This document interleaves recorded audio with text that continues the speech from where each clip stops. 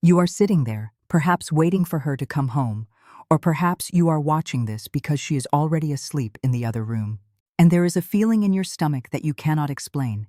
It is heavy, it is cold, and it refuses to go away. The world tells you that you are insecure. Your friends tell you that you are overthinking. She tells you that you are crazy. But deep down, in the darkest corner of your mind, you know the truth. You know it because you can feel the shift in the atmosphere. The moment she walked through that door, the woman you love did not come home. A stranger wearing her face walked in. This video is not just a list. This is a mirror. We are going to look into the behavior, the biology, and the terrifying psychology of a woman who has just shared her intimacy with another man. And I need to warn you, what you are about to hear will be painful. It will trigger memories you suppressed. It will confirm fears you tried to ignore. But you are here because you are tired of the lies. You are here because you need to know if your intuition is protecting you or destroying you. If you are ready to face the reality that is staring you in the face, stay with me. This is the anatomy of betrayal. Think about the connection you share with her. It is not just emotional. It is biological. After years of being with someone, your nervous systems attune to each other. You know her rhythm. You know how she breathes when she is tired. You know how she smells when she is happy. You know the exact weight of her step when she walks into a room. So when that rhythm breaks, your body sounds an alarm. It is a primal alarm. Thousands of years of evolution have designed men to detect paternity fraud, to detect when their mate has been compromised. That sickness you feel in your stomach right now, that is not anxiety. That is data. Your subconscious mind has picked up on 1,000 microsignals that your conscious brain is too afraid to process. She walked in and the air changed.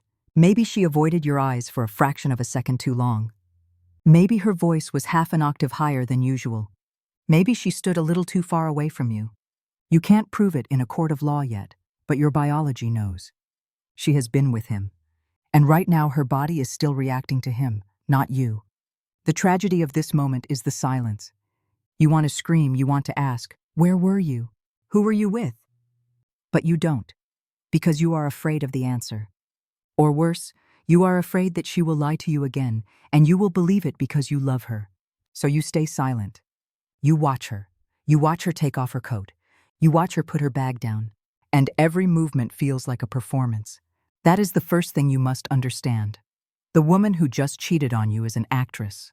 She is currently performing the role of the faithful girlfriend or the loving wife. But she is exhausted. Keeping up a lie consumes a massive amount of cognitive energy, and because she is tired, she will slip. She will make mistakes. Her body will betray her. The signs we are about to discuss are not things she chooses to do. They are things she cannot help but do. They are the leaks in the dam. They are the cracks in the mask. And if you look closely, you will see the truth bleeding through. Let's talk about the body. The body is honest even when the mouth lies. The first and most devastating sign that she has just been with someone else is something called somatic aversion. In simple terms, her body rejects your touch. Imagine this scenario. She comes home. You have been waiting for her. You missed her. Your natural instinct is to reach out, to hold her, to kiss her, to welcome her back into your safe space. You move towards her, and then it happens. It is subtle, but it cuts like a knife. She flinches. It might be a tiny stiffening of her shoulders. It might be the way she turns her head slightly so your kiss lands on her cheek instead of her lips. It might be the way she creates a physical barrier, crossing her arms, holding her bag in front of her chest, or immediately moving to the other side of the room. Why does she do this? This is not a conscious decision. This is biological revulsion. When a woman is intimate with a man, her body is flooded with oxytocin and dopamine. She creates a chemical bond with that person. If that person was not you, her body is currently imprinted with him. When you try to touch her, you are the intruder. You are the violation. Her skin is still sensitive from the touch of another man, and your touch feels wrong to her subconscious. It feels like she is cheating on him with you. This is the twisted reality of infidelity. In that moment, she feels loyal to the affair partner and disgusted by the husband. She feels crowded or suffocated by your affection. She might tell you, "I'm just tired, don't touch me," or I feel sticky, let me shower first. But you know the difference between being tired and being distant. You know the difference between a woman who wants to rest and a woman who wants to escape. Pay attention to the friend zone touch. This is a very specific behavior. Instead of the intimate, lingering touch she usually gives you, she might give you a pat on the back. She might squeeze your arm briefly and then pull away. These are non-sexual, non-romantic touches. She is demoting you. In her mind, she has just had a sexual experience with a dominant, exciting partner, and she comes home to you, the provider, the safe option. She cannot switch gears that quickly, so she treats you like a brother or a roommate. This is often accompanied by a lack of eye contact during the touch. She cannot look at you while you are touching her because the cognitive dissonance is too strong. The guilt, combined with the lingering physical sensation of the other man, makes your skin on her skin feel unbearable. If you feel like you are hugging a statue, or if you feel her muscles tense up the moment you get close, do not ignore it. Her body is screaming what her voice cannot say. I don't belong to you right now. Now, we move to the second sign, and this one is perhaps the most practical and the most painful to witness. It is the ritual of cleansing. Sign number 2 is aggressive hygiene immediately upon arrival. Context is everything here. If she just came from the gym, a shower is normal. If she just came from a long day at work, a shower is expected. But if she comes home from coffee with a friend, or shopping, or working late at a desk job, and the very first thing she does, before sitting down, before drinking water, before talking to you, is rush to the bathroom to shower, you need to be alert. This is not about cleanliness. This is about evidence destruction. There are 2 layers to this behavior. The first is physical. She knows she smells like him. She knows she smells like sex. Even if they used protection, the scent of another human being, their sweat, their cologne, the fluids, it is all on her skin. And she is terrified that you, with your primitive male instinct, will smell it too. Scent is the most powerful trigger for memory and instinct. If you get close to her and smell another man's pheromones, your brain will know before you even realize it. She knows this, so she scrubs. She doesn't just rinse, she scrubs. She uses the strongest floral soap she can find. She washes her hair even if she washed it this morning. She brushes her teeth immediately. She is trying to sterilize herself. She is trying to wash the sin off her body so she can present herself to you as the clean, innocent woman you think she is. The second layer is psychological. It is known as the Lady Macbeth effect. In psychology, there is a strong link between physical cleansing and moral cleansing. When a person feels guilty, when they feel dirty because of their actions, they have a compulsive need to wash themselves physically. She feels the filth of her betrayal clinging to her. By showering, she is subconsciously trying to wash away the guilt, to reset the clock, to become new again. If she comes out of the bathroom looking too clean, smelling like an explosion of perfume or lotion, and acting as if a weight has been lifted off her shoulders, be suspicious. A woman who has nothing to hide comes home and relaxes on the couch. A woman who has just slept with someone else comes home and eradicates every trace of her last 3 hours. Look at her laundry. Did she put her clothes in the hamper, or did she put them directly into the washing machine and turn it on? That is a forensic countermeasure. She is destroying the evidence. Now we enter the territory of the mind games. If the first 2 signs were physical, her body recoiling, her obsession with washing, this next sign is purely psychological warfare. Sign number 3 is aggressive projection, and this is the one that confuses good men the most. You expect a cheating woman to be quiet, submissive, maybe even anxious. You expect her to walk on eggshells because she is hiding a dark secret. But often the exact opposite happens. She walks through the door, and she is ready for a fight. You are sitting there innocent, perhaps just happy to see her. You ask a simple question. Maybe you ask, "Hey, why were you late?" Or even just, "How was your day?" And suddenly the room explodes. She snaps at you. She rolls her eyes. She sighs with a heavy, exaggerated frustration. She says things like, "Why are you always interrogating me?" Or, "God, can't I just have 5 minutes of peace without you breathing down my neck?" You are stunned. You sit there thinking, I just asked how her day was. Why am I the bad guy? Listen to me very carefully. You are being gaslit. This is a defense mechanism known as projection. Right now, she is filled with an unbearable amount of internal conflict. She knows she has betrayed you. She knows she is the villain in this story. But the human ego, especially the ego of someone who just cheated, cannot handle being the villain. It is too painful. So, she has to rewrite the script immediately. She has to make you the villain. If she can convince herself that you are controlling, that you are suffocating, that you are jealous and insecure, then her betrayal becomes justified. In her twisted logic, she didn't cheat because she is flawed. She cheated because you are impossible to live with. This anger you are seeing, it is not about you. It is her guilt finding an exit wound. She is vomiting her shame onto you disguised as anger. It is the classic strategy. The best defense is a good offense. She knows that if she attacks you first, you will go on the defensive. You will start apologizing. You will say, "I'm sorry, I didn't mean to upset you, I was just asking." And the moment you apologize, she wins. She has successfully shifted the spotlight from her suspicious behavior to your bad behavior. She has bought herself silence because now you are too afraid to ask any more questions. Pay close attention to the specific words she uses during these attacks. Does she use words like suffocating, controlling, or obsessed? These are projection words. She is the one who is obsessed with another man, so she accuses you of being obsessed with her. She is the one controlling the narrative with lies, so she accuses you of controlling her freedom. It is a mirror game.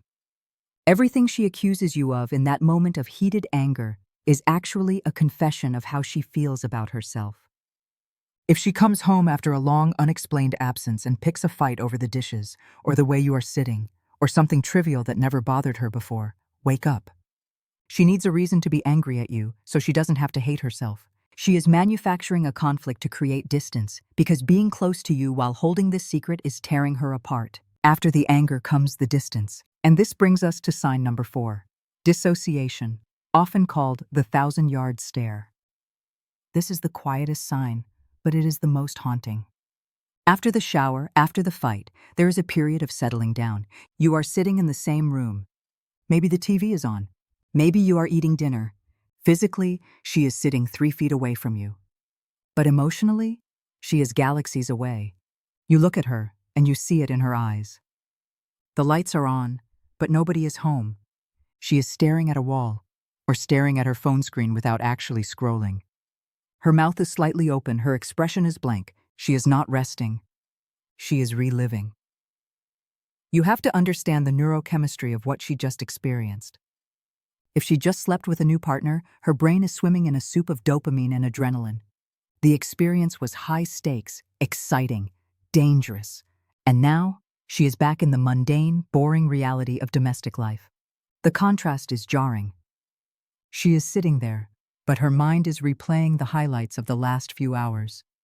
She is remembering his touch, his voice, the thrill of the forbidden. This is called compartmentalization. She has split her life into 2 boxes. Box A is the exciting affair. Box B is the boring life with you. Right now, she is trapped in Box B, but her mind is desperately trying to stay in Box A. Test this. It is a painful test, but do it. When you catch her in this trance, say her name. Sarah? See how long it takes her to respond. Does she snap out of it instantly, or does it take a second or two for her to come back to the room? Does she look startled, like you just woke her up from a dream? That startled response is guilt. She was in a private world where you do not exist, and your voice just yanked her back to the reality she is trying to escape. And then look at her eyes. Can she hold your gaze? A woman who has just been intimate with another man finds eye contact with her partner incredibly difficult. Eyes are intimate. Eyes require connection. If she looks into your eyes for too long, she feels exposed. She feels like you can see what she just did, so she will avoid it. She will look at your forehead. She will look past your shoulder. She will look at her phone. If you try to force eye contact, if you say, "Look at me," she will likely become agitated or tear up. This is the shame bubbling to the surface. She cannot connect with you because the connection has been severed by her actions. She is a ghost in her own house. And the tragedy is, you are sitting there, lonely, next to the person who is supposed to be your partner, realizing that she has left the relationship long before she actually walked out the door. While she is in this dissociated state, listen to how she talks. Or rather, Listen to how she doesn't talk. Usually when a partner comes home, there is a rhythm of sharing. How was work? You won't believe what happened to me. There is a flow. But the woman who just cheated has a broken flow. Her brain is under a massive cognitive load. Lying is hard work. Keeping secrets is exhausting. Every word she says to you has to be filtered through a mental checkpoint. Can I say this? Does this reveal where I was? Do I sound normal? Because of this mental filter, her conversation becomes stunted. You will notice long pauses.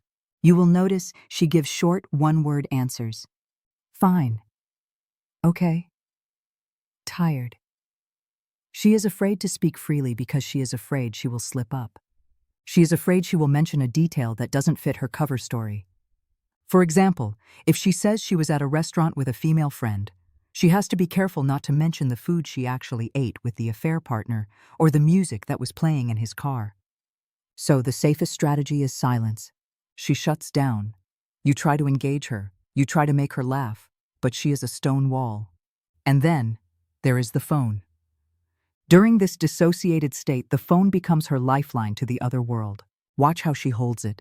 She doesn't just look at it, she guards it. It is her portal to him. She might be waiting for that. Did you get home safe? Text.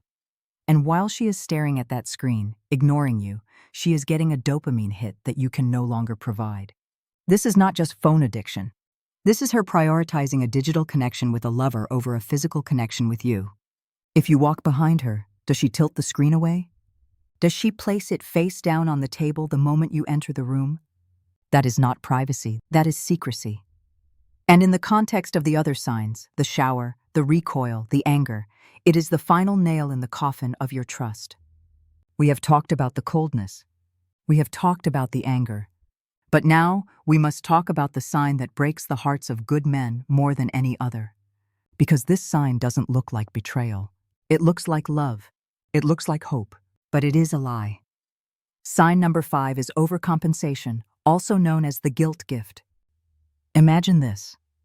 You have been feeling the distance between you two for weeks. The relationship has been dry, argumentative, cold. You feel like roommates. And then, suddenly she walks through the door, and the weather has changed.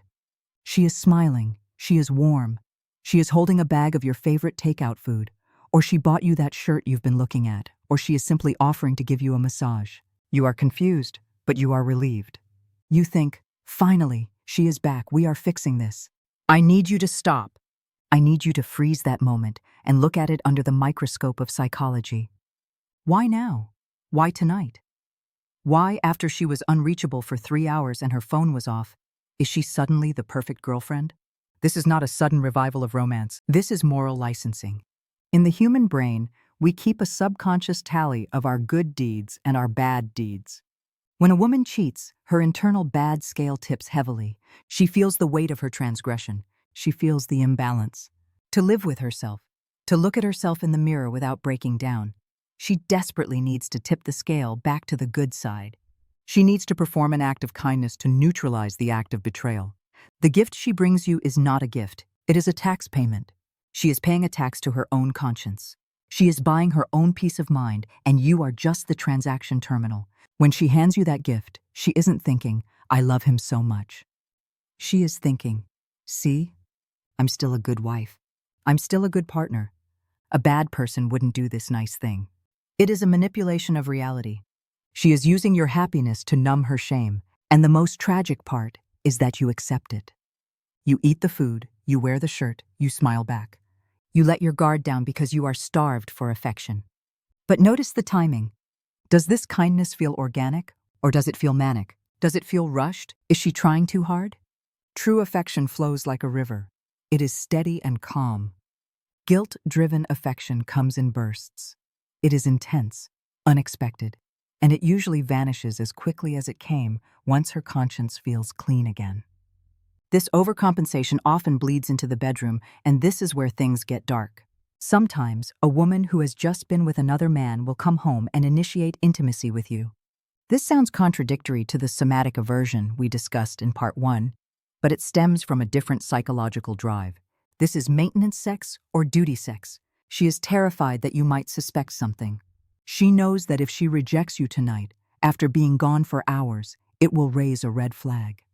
She knows that a cheating wife is supposed to be cold, so to prove she isn't cheating, she forces herself to be hot. But you, as a man who knows her body, you will feel the difference. You will feel the mechanical nature of it. Is she present or is she performing? Is she looking at you with passion or is she going through the motions to get it over with? It might feel like she is trying to erase the other man's touch by layering yours on top of it, or conversely, she might be closing her eyes and fantasizing about him while using you as the physical vessel. This is the ultimate disrespect. She is using your body to validate her cover story. If she initiates sex in a way that feels desperate, hurried, or strangely disconnected from emotion, especially on a night where her whereabouts were questionable, do not take it as a compliment. Take it as a distraction. She is keeping you busy so you don't ask questions. She is giving you what you want so you won't look for what she is hiding. Now, we move from the emotional manipulation to the digital evidence. We live in a world where our darkest secrets are stored in a rectangle of glass and metal in our pockets. Sign number 6 is technological anxiety. This is not just about having a passcode. Everyone has a passcode. This is about terror. When a woman has just slept with someone else, her phone becomes a live grenade. It is the only witness to her crime. It holds the texts, the location history, the photos, the call logs. And when she is in the room with you, immediately after the act, that phone feels like it is burning a hole in her pocket. Watch the landing protocol. When she walks in the door, where does the phone go? Does it stay in her hand? Does it go deep into her purse? Or does she place it on the table, face down? The face down maneuver is the universal sign of infidelity. It says, I cannot risk you seeing even a single notification. She is terrified that he will text her. I had a great time. I miss you. Did you get home safe? If that text pops up on her lock screen while you are sitting next to her, it's game over. She knows this, so she flips the phone. She silences it. She turns off vibrations. But the silence makes her anxious. You will see her checking it compulsively, but she will never check it with you looking. She will wait until you go to the fridge. She will wait until you turn your head. Or she will take the phone with her everywhere. And I mean everywhere. Does she take it to the bathroom to pee? Does she take it to the shower? Does she sleep with it under her pillow instead of on the nightstand? This is digital guarding. She is building a fortress around her device because the device holds the truth that would destroy her world. There is a specific micro-expression you need to look for. It's the notification panic. Let's say her phone is on the table, face up by mistake, and it buzzes or lights up. Watch her eyes. Watch her hand. Does she flinch? Does her heart rate visibly spike? Does she lunge for the phone as if to stop a bomb from exploding? A person, with nothing to hide, hears a text and thinks, oh, who is that? A person who just cheated hears a text and thinks, oh God, is it him? The fear is written on her face for a split second before she masks it. And notice what happens next. She checks the message, and then she creates distance. She might angle the screen away from you. She might dim the brightness so low that you can't see anything even if you try. This is called screen tilting. It creates a physical wall between you and her digital life. And let's go deeper.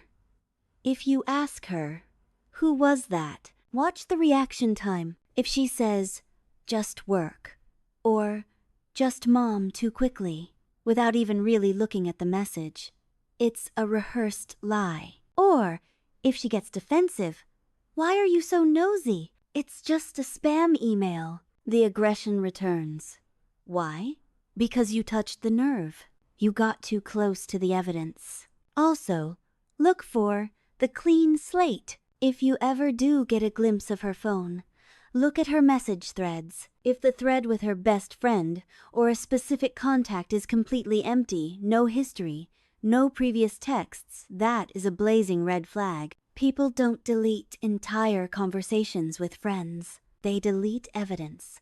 If the log is empty, it means she just scrubbed it before walking through the door. She is managing a crime scene, and you are the detective she is trying to outsmart. Finally, understand the emotional toll of this digital connection.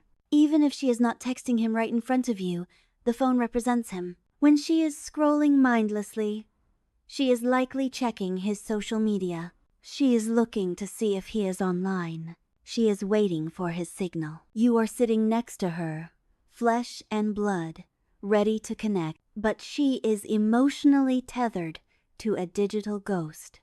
You might notice she is smiling at her screen in a way she hasn't smiled at you in months. Then, when she looks up and sees you, the smile vanishes. That is the most painful realization of all. The dopamine, the happiness, the excitement, it is all happening inside that screen, directed at another man. You are just the physical body taking up space in her room. You are the obstacle between her and the person she wants to be talking to. When you see her prioritizing the device over your presence, guarding it with her life, and panicking at every buzz, know this: the phone isn't just a phone anymore.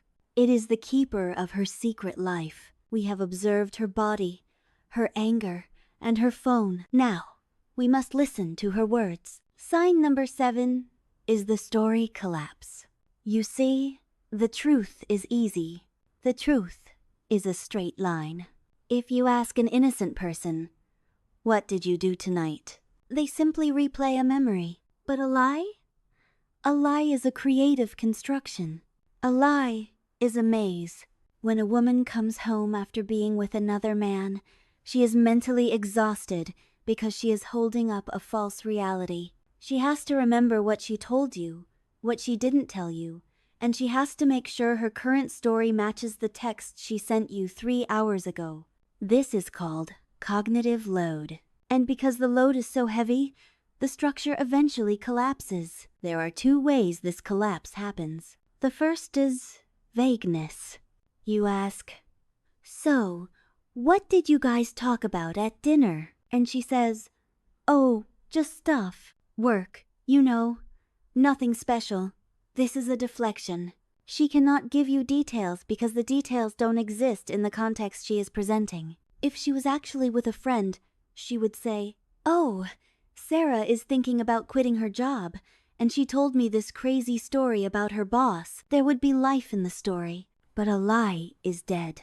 It has no pulse.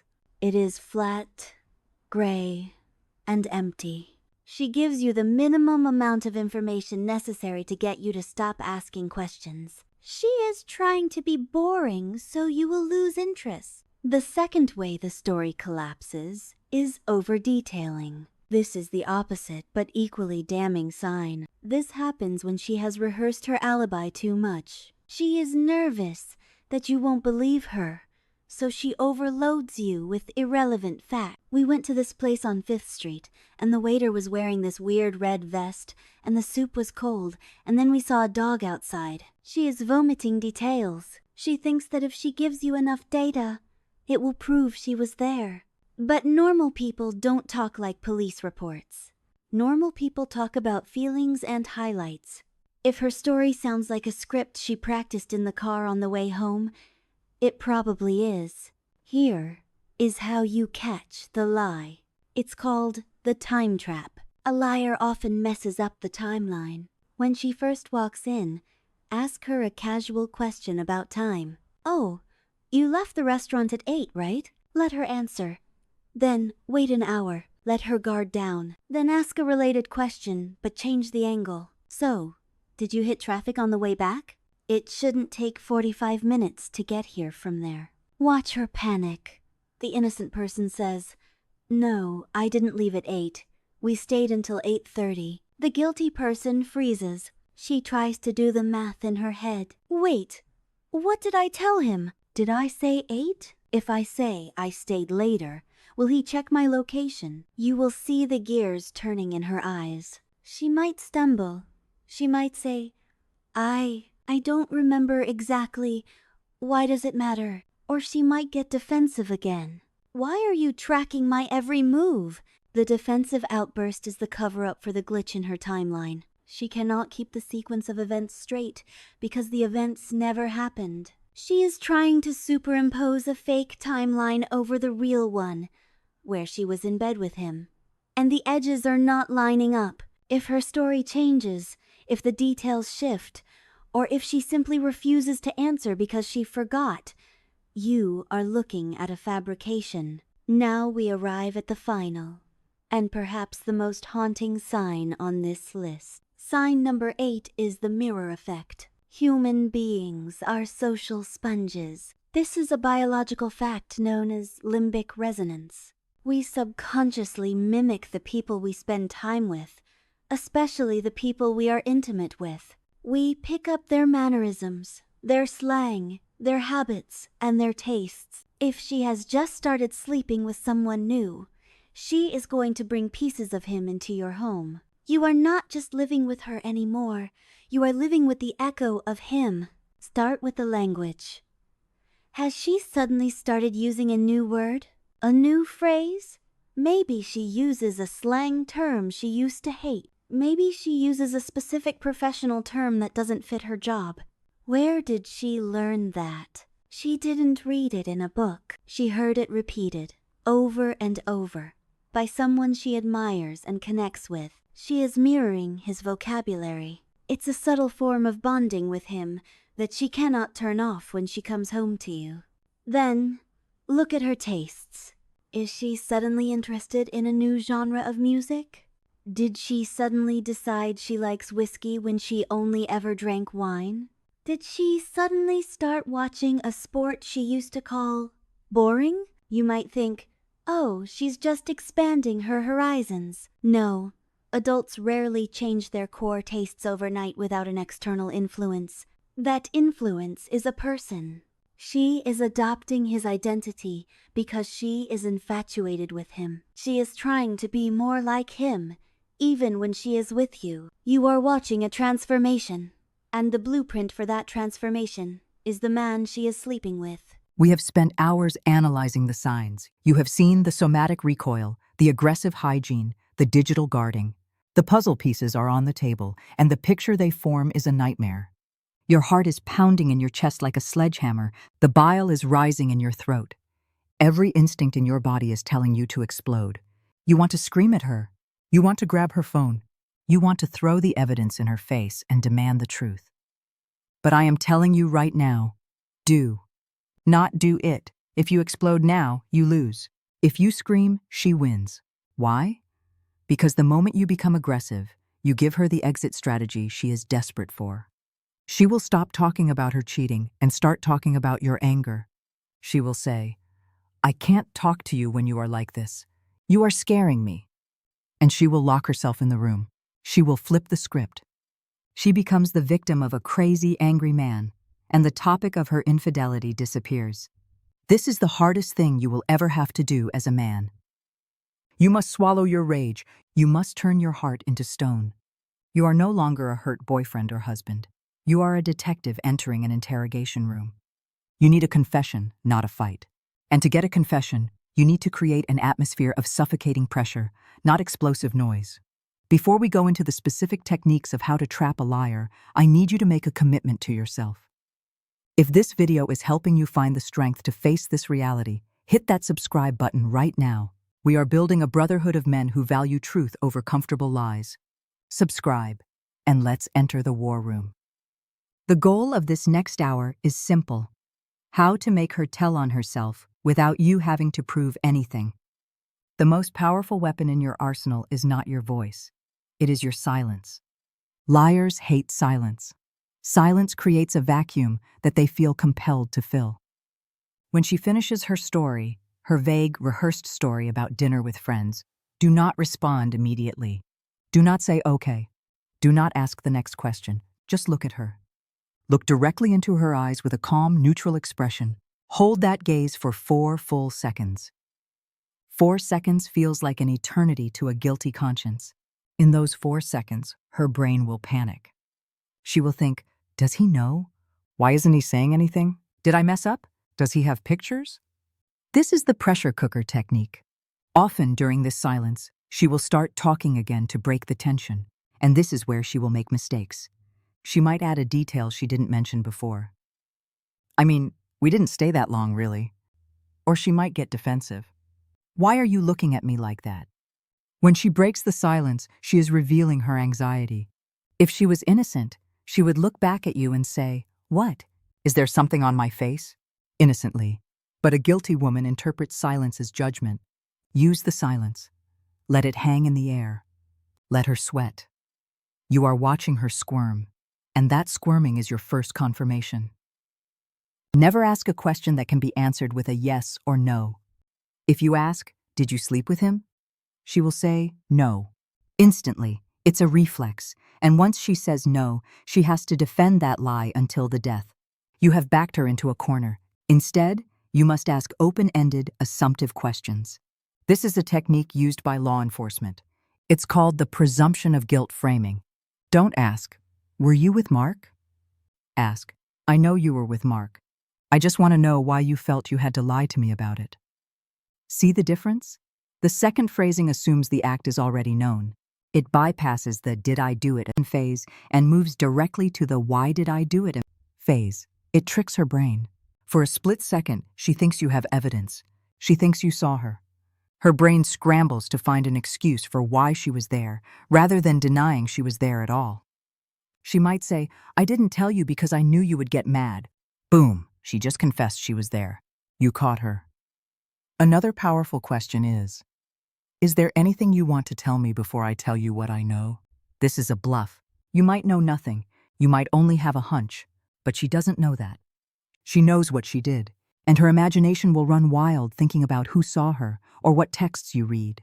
The fear of being caught in a lie after you present evidence is often enough to make her crumble and confess up front to minimize the damage.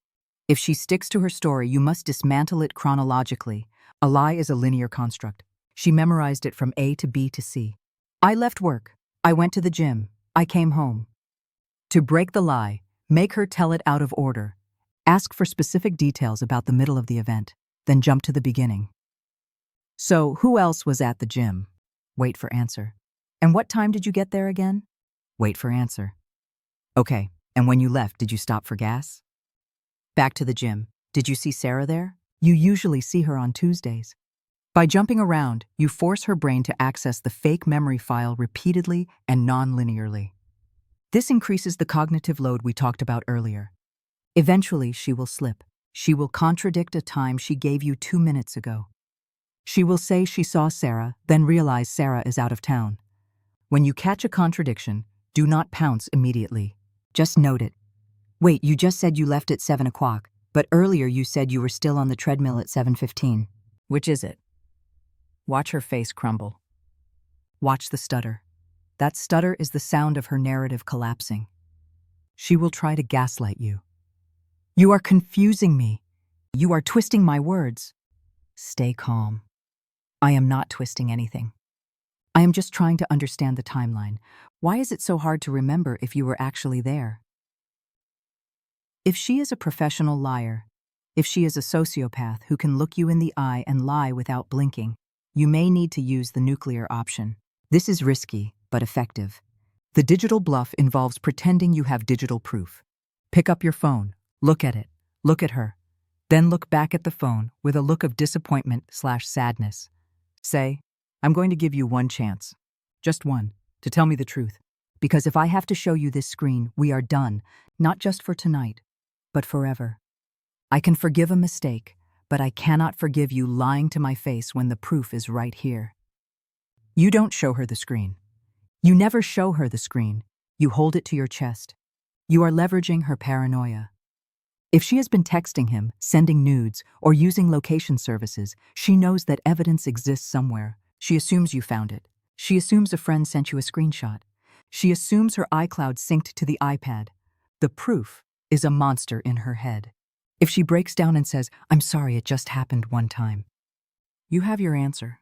If she calls your bluff and says, "Show me, I have nothing to hide," then you are in a difficult spot.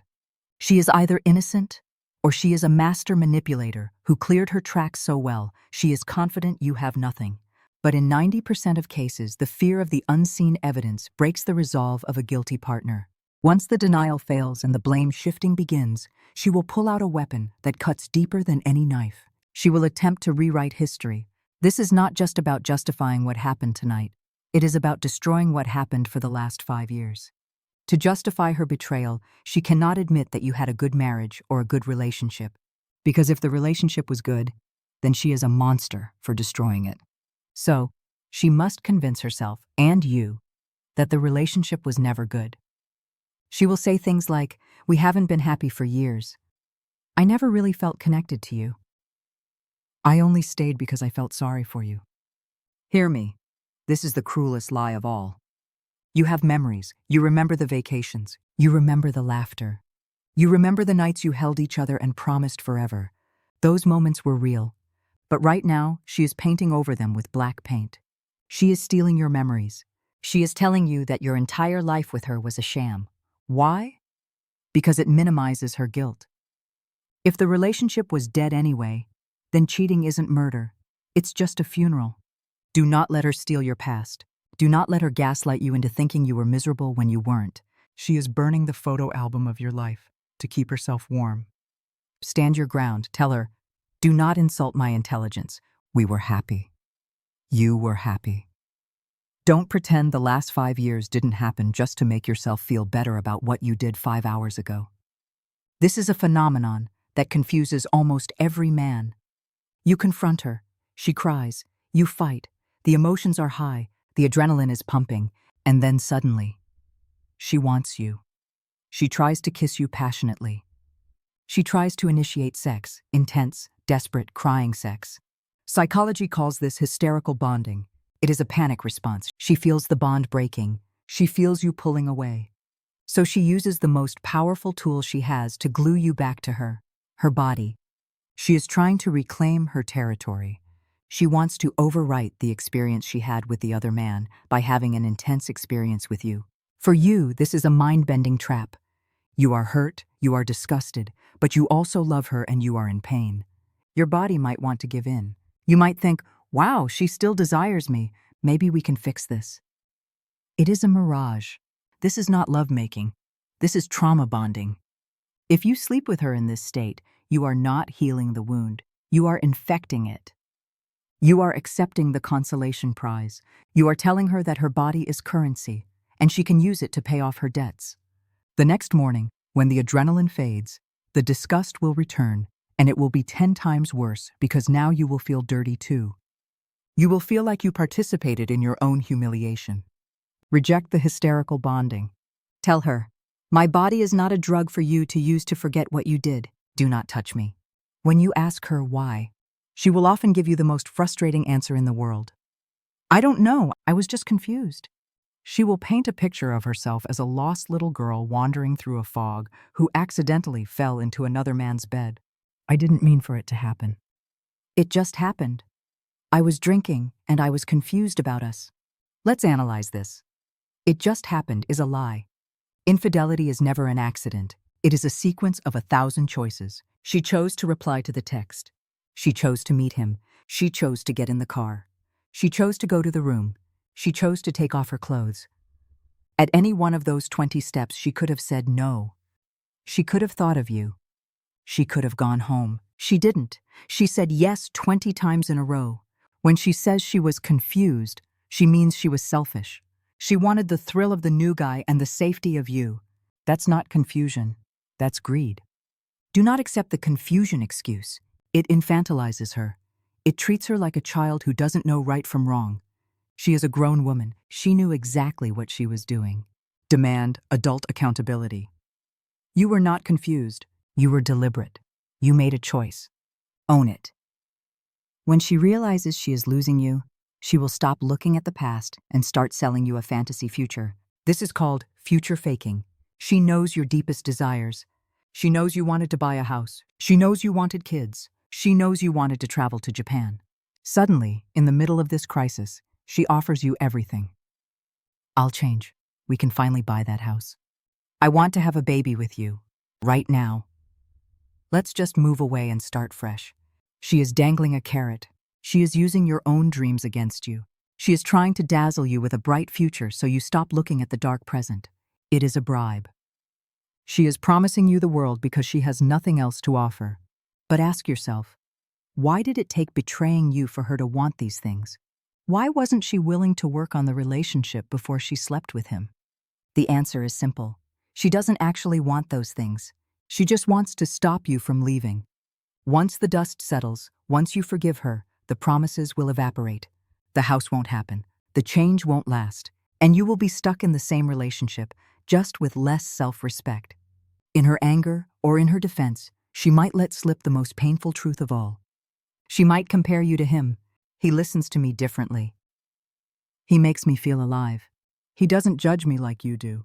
She might not say explicitly that he is better in bed, but she will imply that he fills a void that you couldn't. This is designed to crush your ego. It is designed to make you feel inadequate so that you feel like you need to win her back. It reverses the pursuit dynamic. Instead of her begging for your forgiveness, you start wondering, what does he have that I don't? How can I be better? Stop. Do not compete with a phantom. Do not compete with the affair partner. The affair partner had it easy. He had the fun version of her. He didn't have to pay bills with her. He didn't have to deal with her bad moods.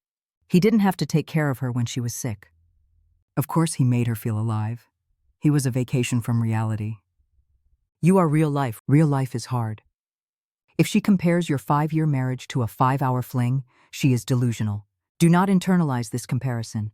You are the man who stayed. You are the man who built something. He is just a tourist. Finally, if she cannot control you directly, she will use others. In psychology, these are called flying monkeys, a reference to the Wizard of Oz. She will recruit friends, family, or mutual acquaintances to pressure you. Suddenly, her best friend is texting you. She is really sorry, you know. Don't throw it all away. Her mother is calling you. She made a mistake, but she loves you. Marriage is about forgiveness. She tells them a sanitized version of the story. She tells them, I made a mistake, but leaves out the gruesome details. She weaponizes your community against you. She wants you to feel like the bad guy for not forgiving her. She wants you to feel isolated. Remember, these people do not sleep in your bed. They do not live with the pain. They do not see the images in your head. It is easy for them to preach forgiveness when they are not the ones who were betrayed. Do not let social pressure dictate your self-worth. You do not owe anyone an explanation. You do not owe the community a happy couple photo. This is your life. This is your pain. Draw a hard boundary. Tell them, this is between me and her. Unless you were in the room when it happened, I don't want to hear your opinion. Cut off the flying monkeys. Isolate the noise. Listen only to your gut.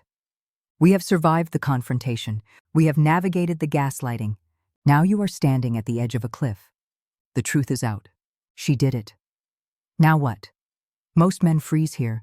They look back at the 5 years, 10 years, maybe 20 years they invested in this woman. They look at the house, the kids, the memories, and their brain plays a trick on them. It's called the sunk cost fallacy. Your brain tells you, you can't leave now. You've put in too much time. If you leave, you lose everything. So you stay. You try to make it work. But I need you to understand economics of the soul. You cannot get those 10 years back. They are gone, spent, burned. Whether you stay or leave, those years are history. The only thing you have to trade is your future. Ask yourself this. Would I hire this woman today to be my partner, knowing what I know? If the answer is no, then staying because of the past is not loyalty. It is bankruptcy. You are throwing good money after bad. You are paying for a broken car that will never drive the same way again. Do not stay because of what you built. Stay only if you believe in what you can build. And usually, the foundation is too cracked to hold weight anymore. She will tell you it was a mistake. She will swear on her life it will never happen again. Here is the psychological reality. Past behavior is the best predictor of future behavior. Why? Because breaking a moral code is like breaking a seal. The first time is hard. Your conscience screams, you sweat, you panic. But the second time, it's easier. The third time, it's a habit. By cheating, She has proven that she possesses a specific character flaw: entitlement. She felt entitled to satisfy her needs at the expense of your pain. That entitlement doesn't disappear just because she got caught. It goes dormant. It waits. If you stay, you are not teaching her that cheating is wrong. You are teaching her that the consequence of cheating is tolerable. You are teaching her that she can betray you, cry for a week, and keep her lifestyle. You have lowered the cost of betrayal, and when the cost is low, the crime increases. If you decide to stay, know this: you are not resuming your old relationship. That relationship is dead. You are starting a new relationship with a woman who you know is capable of stabbing you in the back. That is a very different contract. Let's talk about what happens to your brain if you stay. It has a name: PISD, post-infidelity stress disorder. It is a form of PTSD. You will be sitting at dinner, everything is fine, and suddenly, boom. A movie starts playing in your head. You see her with him. You see the hotel room. You imagine the noises. You imagine her face making expressions she used to make only for you. Your heart will race. Your hands will shake. You will feel sick. This will happen while you are driving, while you are working, while you are sleeping next to her. She will get annoyed. She will say, "Why can't you get over it? It's been 6 months." But trauma doesn't have a calendar. The brain treats betrayal like a physical attack. It keeps the memory vivid to protect you from getting hurt again. If you stay, you are signing up for years of these movies. You are signing up to be the prison warden. You will check her phone. You will track her location. You will sniff her clothes. Is that the life you want? To be a policeman in your own marriage? A relationship without trust is just surveillance, and surveillance is exhausting. Imagine a beautiful, expensive Ming vase. It falls and shatters. You can glue it back together. You can use the best gold glue in the world, kintsugi. You can put it back on the shelf, but it will never hold water again. And every time you look at it, you won't see the beauty. You will see the cracks. You will run your finger over the scars. You will remember the day it broke. A relationship is a vase. Once the trust is shattered, you can simulate a relationship. You can have dinner. You can watch Netflix. You can co-parent. But the structural integrity is gone. The innocence is gone. The blind faith that she has my back is gone forever. You will always wonder. If she is 10 minutes late, you will wonder. If she smiles at her phone, you will wonder. You can live with a cracked vase, but you can never relax around it again. So, you have decided. You respect yourself too much to be a warden. You are leaving. But how? She is crying. She is begging. She is threatening. You need a strategy. You need the gray rock method. This is a technique used to deal with narcissists and manipulators. You become a gray rock. Boring. Unemotional. Impenetrable. She screams? You say nothing. She cries? You look at her with a blank face. She blames you? You say, okay. You stop feeding her emotion. She wants a reaction. She wants you to yell so she can call you abusive. She wants you to cry so she can comfort you. Do not give her the satisfaction. You become a robot. You speak only about logistics. We need to sell the house. I am moving out on Friday. Here is the lawyer's number. This silence is your shield. It drives them crazy because they lose control over you. When you stop reacting, you start leading. You will want closure. You will want to sit down and have one last conversation where she admits everything, apologizes sincerely, and explains why. It will never happen. Cheaters do not give closure. They give excuses. If you wait for her to give you an explanation that makes sense, you will wait forever. The closure is you walking out the door. The closure is you choosing your dignity over her lies. The closure is realizing that the why doesn't matter. The what is enough. She betrayed you. That is all the information you need. Do not go back for one last talk. That talk is a trap to suck you back in. After you leave, you will not feel happy. You will feel like you are dying. This is chemical withdrawal. Love is an addiction. Her presence gave you dopamine and oxytocin. Now you are cold turkey. You will feel a physical ache in your chest. You will have an overwhelming urge to text her, just to hear her voice, just to yell at her. Do not do it. This is the no contact rule. It must be absolute. Block her number. Block her social media. Block her friends. Every time you check her profile, you reopen the wound. Every time you text her, you reset the healing clock to 0. You must treat her like a dead person. She effectively is dead. The woman you loved died the moment she slept with someone else. The person left is a stranger with her face. You do not talk to strangers. The day after you walk away, you will wake up, and for a split second, you will forget. You will reach for your phone to text her. You will roll over to hold her. And then, the reality will hit you like a freight train. She is gone. The bed is empty. The house is silent. This silence is not peaceful. It is deafening. It is the sound of a life that no longer exists. You will feel a physical weight on your chest. You will feel like you cannot breathe. This is shock. Your brain is trying to process a trauma that it wasn't designed to handle. You trusted this person with your life, and she discarded you. On this first morning, do not try to be a hero. Do not try to fix your life today. Your only job today is to breathe. Get up, drink water, take a shower. Even if you just stand there under the hot water for 30 minutes staring at the wall, do it. You are in survival mode. You are a soldier who has just had his leg blown off. You don't run a marathon, you just try to stop the bleeding. I need you to understand the biology of your pain, so you don't let it destroy you. Why do you feel like you are dying? Why do you physically ache for a woman who betrayed you? It is not because she is the one. It is not because she is your soulmate. It is because she was your dopamine source. For years, your brain associated her face, her smell, her voice with the feel-good chemicals: dopamine, oxytocin, serotonin. Now that supply has been cut off instantly. You are essentially a heroin addict going cold turkey. Your body is screaming for a fix. Your brain will tell you anything to get that fix. It will whisper, just text her. Just check her Instagram. Just drive by her house.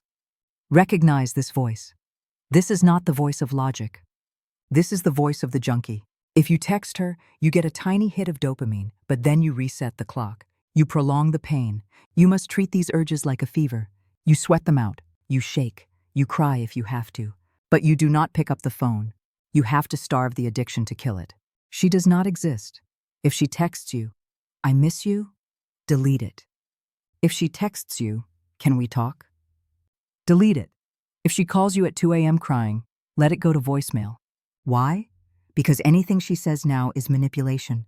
She wants to keep you on the hook. She wants to keep you as a plan B in case it doesn't work out with the other guy. Do not be an option. Be a memory. By going absolute no contact, you regain your power. You become a mystery to her. She expects you to chase. She expects you to beg. When you vanish into thin air, it destroys her ego.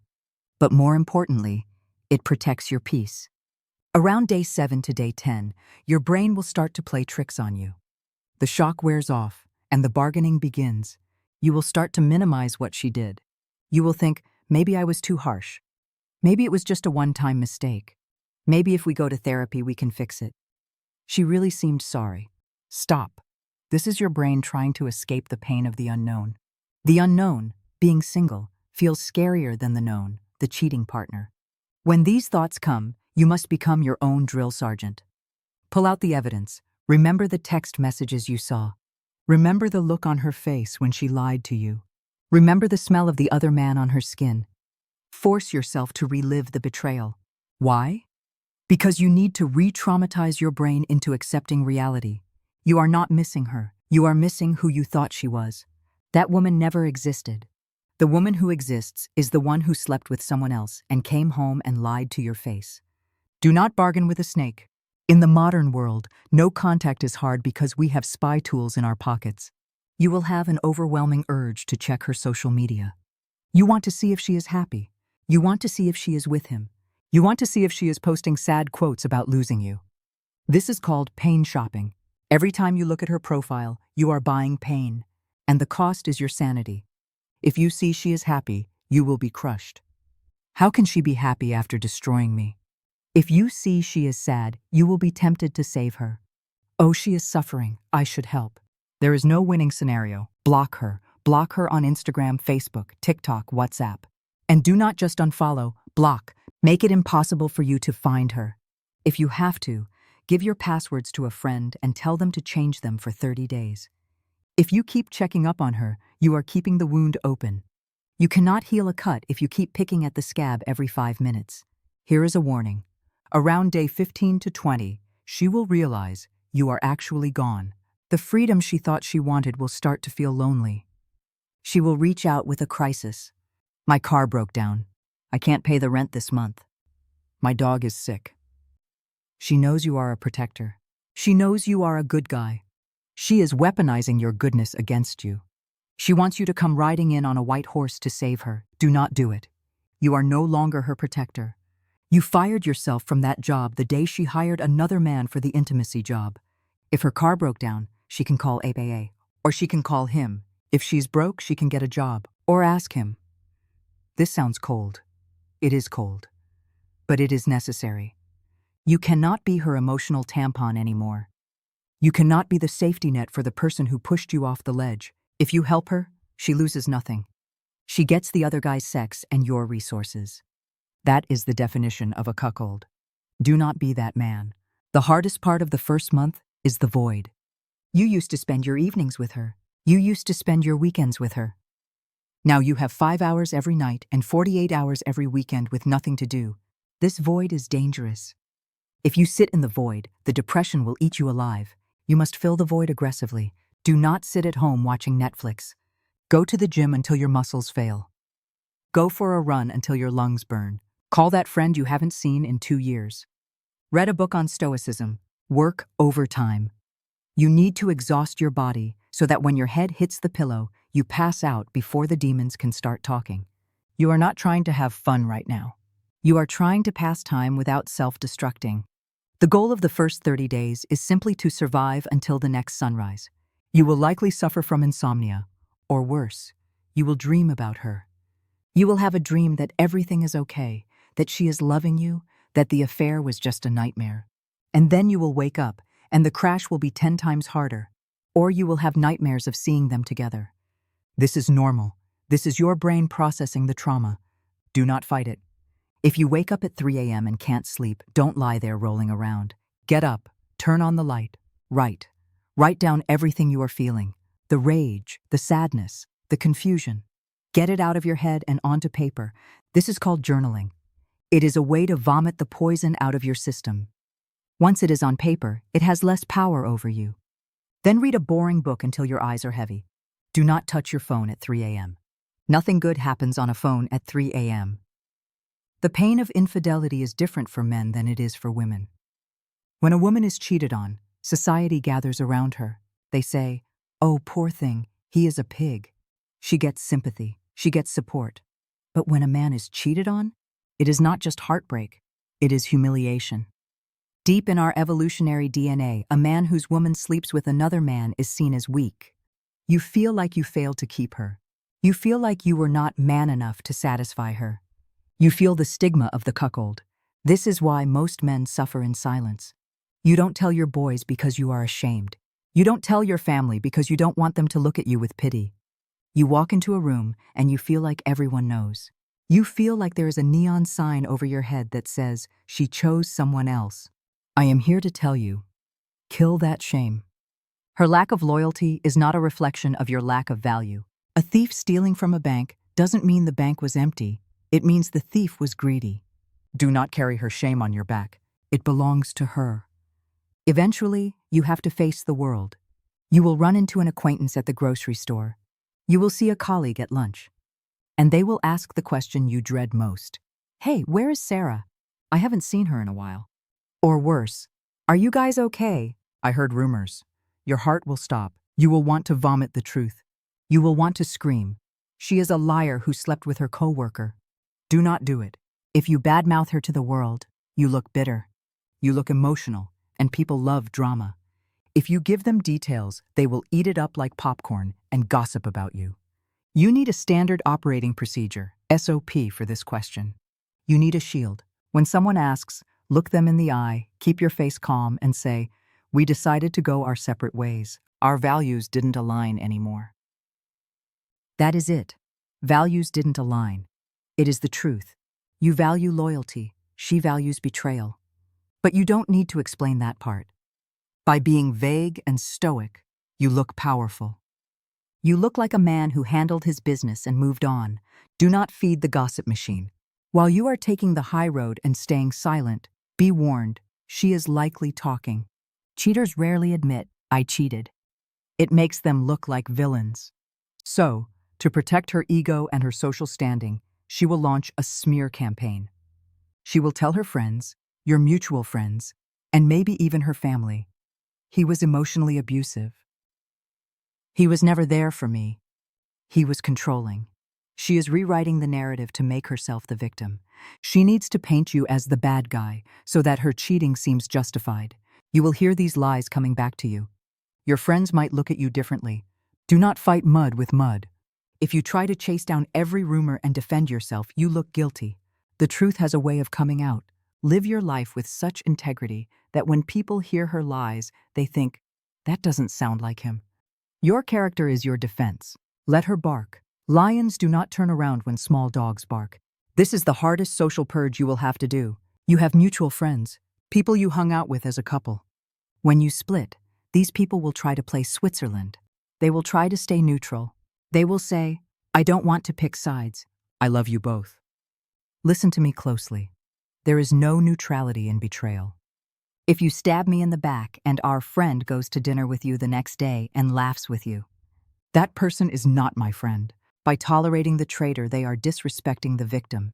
You cannot have people in your circle who are still friendly with the woman who destroyed you. They are spies. They will tell her how you are doing. They will tell you how she is doing. They are a bridge you need to burn. You must draw a hard line. I understand you want to be friends with her. That is your choice. But I cannot have people in my life who support what she did. So I have to distance myself from you. You will lose friends. Let them go. A circle of one lion is better than a circle of 10 sheep who are friends with the wolf. Your family loved her. Your mom probably treated her like a daughter. Breaking the news to your parents is devastating. You feel like you are disappointing them. You feel like you wasted their time and emotional investment. When you tell them, do not sugarcoat it, but do not be dramatic. "Mom, Dad, it's over. She was unfaithful. I have ended the relationship." They will be angry. Your mom might cry. Your dad might want to go confront her. You must be the leader. Calm them down. "I have handled it. I don't want you to call her. I don't want you to yell at her. She is out of our lives. We are moving forward." And then there is her family. You might have loved her parents. This is painful. You lose them too. Do not call them to badmouth their daughter. It serves no purpose. They will always side with her, even if she is wrong. Blood is thicker than water. Just vanish. The silence says more than any angry phone call ever could. The world doesn't stop because your heart is broken. You still have to go to work. You still have to pay bills. This is where you learn the art of compartmentalization. You have to put on a mask, the clown mask. You smile in meetings. You laugh at your boss's bad jokes. You answer emails. Inside, you are screaming. Inside, you are dying. But on the outside, you are a professional. Do not break down at work. Do not cry in the bathroom, if you can help it. Do not tell your coworkers the details. Work can actually be a sanctuary. For 8 hours a day, you are forced to focus on spreadsheets and deadlines instead of her. Use work as a distraction. Use it to exhaust your brain so you don't have the energy to overthink. But be careful. The brain fog is real. You will make mistakes. Double-check your work. Write everything down. Your brain is running at 40% capacity. Admit to yourself that you are handicapped right now and adjust accordingly. What do you do with the photos? The Facebook relationship status? The Instagram memories? This is the modern funeral. Do not make a dramatic announcement. Do not post a status saying, "Single and ready to mingle." It looks desperate. Do not post sad songs or quotes about fake people. It looks weak. Just go silent. Quietly change your status to single or hide it completely. Quietly archive or delete the photos of her. Do not block her publicly if you don't have to, unless you need to for mental health. But mute her everywhere. You want to create a void. Yesterday, you were a couple online. Today, she is just gone. Let people wonder. Let them speculate. The mystery makes you look stronger. You are erasing her digital existence from your life, not out of anger, but out of irrelevance. She is no longer part of your story, so she doesn't get to be on your timeline. After the purge, you will look around. The house is empty. The mutual friends are gone. The weekends are quiet. You are alone. Society tells you that being alone is bad. Society tells you to get back out there. No, embrace the solitude. This is your monk mode phase. This is the time to find out who you are when you are not Sarah's boyfriend or Sarah's husband. Who are you? What do you like to eat? What movies do you like to watch? You have been compromising for years. Now you have total freedom. It is scary at first. The silence is loud, but slowly you will start to love it. You will realize that peace is better than drama. You will realize that waking up alone in a peaceful bed is better than waking up next to a liar. Do not rush to fill the empty chair. Let it stay empty for a while. That empty chair is not a sign of loneliness. It is a sign of standards. You are reserving that seat only for someone who deserves it, and right now, nobody qualifies.